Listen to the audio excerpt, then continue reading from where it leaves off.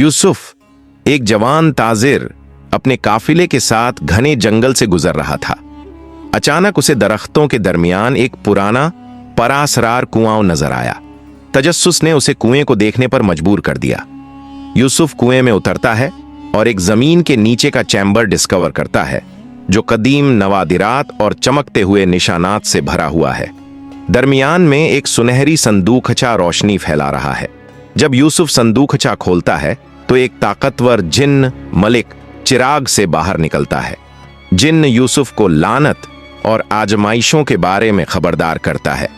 उस रात यूसुफ को खौफनाक ख्वाबों ने घेर लिया। साए उसके कमरे में घुस आते हैं और अजीब आवाजें इंतबाह करती हैं।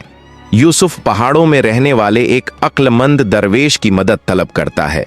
दरवेश उसे लानत तोड़ने के लिए 3 बेलौस काम करने का कहता है। यूसुफ एक गांव को बेरहम डाकुओं से बचाता है। वह उन्हें शिकस्त देता है और लूटे हुए माल को गांव वालों को वापस करता है। यूसुफ एक गरीब बेवा की मदद करता है जिसका घर तूफान से तबाह हो गया था। वह अपनी मुश्किलात के बावजूद बेहद मेहनत करता है। यूसुफ को सड़क पर एक मरता हुआ मुसाफिर मिलता है। मुसाफिर उससे दरख्वास्त करता है कि वह एक दूर दराज शहर में उसके घर वालों को पैगाम पहुंचाए। यूसुफ कई दिन तक सफर करता है। सख्त मौसम और जंगली जानवरों का सामना करते हुए मुसाफिर का पैगाम पहुंचाता है। घर वाले उसकी मेहरबानी से बहुत मुतासिर होते हैं।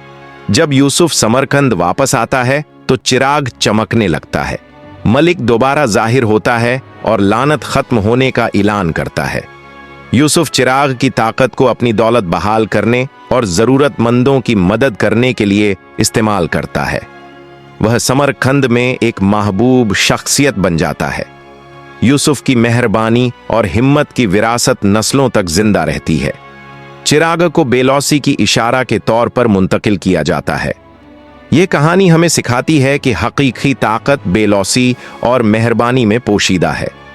दूसरों की मदद करके बगैर किसी बदले के हम न सिर्फ अपने मसाइल पर काबू पा सकते हैं बल्कि मोहब्बत और हमदर्दी की एक पायदार विरासत भी छोड़ सकते हैं। अगर वीडियो अच्छी लगे तो चैनल को सब्सक्राइब और वीडियो को लाइक करें।